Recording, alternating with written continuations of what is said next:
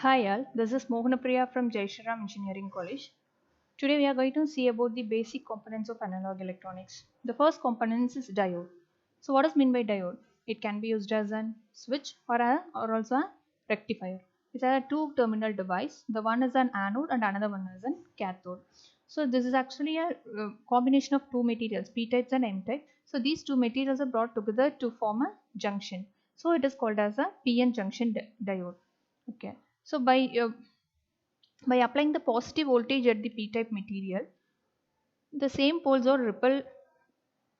ripples. So it forms the electron pair holes and current conduction is occur. Next one is the transistors.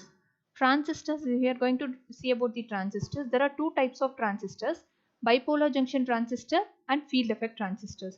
These transistors can be act as an amplifying device or a switching device. Bipolar junction transistor, it is actually a three-terminal device. The three terminals are base, emitter, collector. It is a current controlling device. It can be used for amplifying the signal or magnifying the signal. So there are two types generally, as a NPN transistor and PNP transistor. Why it is called as a bipolar transistor is the current conduction is due to both majority and minority carriers. So this is a simple diagram of NPN bipolar junction transistor. There are two junctions, that is base emitter junction and collector base junction. So base emitter junction is act as the input side and collector base junction is act as the output side.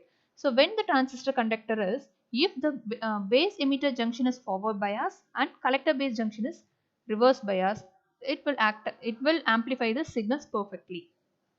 Okay. Then next one is NPN bipolar junction transistor.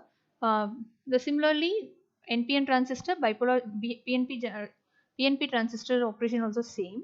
Here also base emitter junction should be a forward bias and collector base junction should be a reverse bias for perfect amplification. So next one is the current mirror circuits. The current mirror circuits is nothing but the current through an active device is copied from the another active device in the circuit. This is called current mirror circuit, or we can say that the current in one active device is controlled by the other current another active device in the circuit.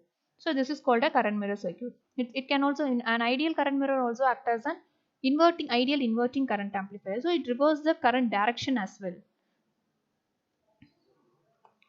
Next one is FET, field effect transistor. What does mean by field effect transistor? It's a unipolar junction transistor. There are two types in field effect transistor, that is JFET and MOSFET. JFET and MOSFET. MOSFET is a metal oxide semiconductor FET.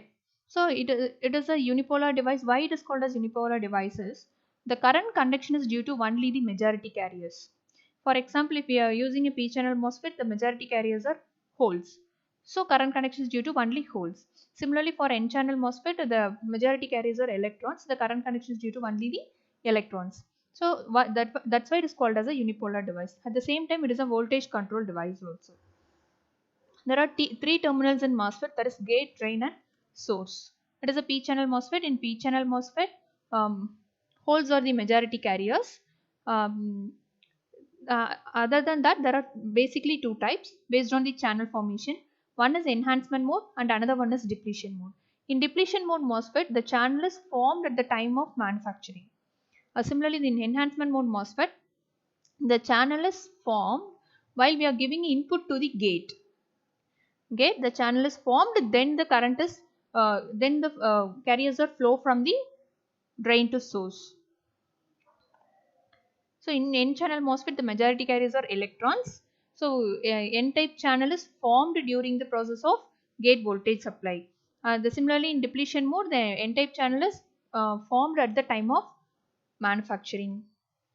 Next one is a differential amplifier. Differential amplifier is nothing but it provides the difference between two input voltages. Here I am using a op-amp, operational amplifier, and giving two different input voltages at the inverting and non-inverting terminal of the operational amplifier. So it just acts as a summing amplifier. So it gives the output as difference of two input voltages. Operational amplifier, it is an voltage amplifying device. It can be used with external feedback components such as resistors, capacitors between its output and input terminals. It's a high gain electronic voltage amplifier with a differential input and usually single ended output. So these op amps are used everywhere. There is consumer electronics or industrial applications or scientific devices like calculators. It is used as it is used. So next one is the oscillator. Based on the feedback given in the transistors, there are classified into two types: amplifiers and oscillators. If we give a positive feedback to the circuit, it will act as an oscillator without any input. If I give a negative feedback to the transistors, it will act as an amplifier. So oscillators are nothing but it produces a continuous, repeated and alternating waveform without any input. So it converts unidirectional current flow from the DC source into an alternating waveform. This is called as a oscillators. Basically, there are two circuits are used in oscillators: LC circuit and RC circuit. The figure shows the LC circuit, tank circuit of the oscillator. Wien bridge oscillator, it produces a sine wave. It is a two-stage RC circuit amplifier. In this, we are using conventional RC circuit and placing the conventional LC circuit also. So the Wien bridge also used as Wheatstone bridge circuit.